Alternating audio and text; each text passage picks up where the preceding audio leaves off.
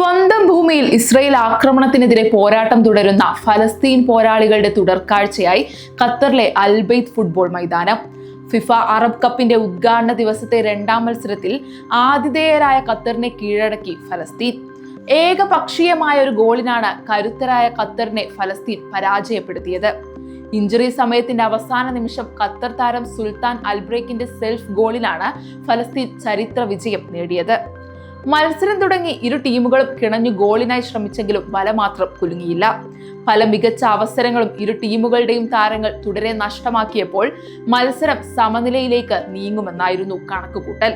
എന്നാൽ അവസാന നിമിഷം ഫലസ്തീൻ ടീമിന് ലഭിച്ച കോർണറിലാണ് ഗോൾ വന്നത്. കോർണർ ഭീഷണി ഒഴിഞ്ഞുപോയെങ്കിലും തിരികെ ലഭിച്ച പന്ത് ഫലസ്തീൻ താരം മുഹമ്മദ് അൽ ഖാഖ് പോസ്റ്റിലേക്ക് ഉയർത്തി. പന്ത് ഖത്തർ താരത്തിന്റെ ദേഹത്ത് തട്ടി വലയിലേക്ക് കയറുകയായിരുന്നു.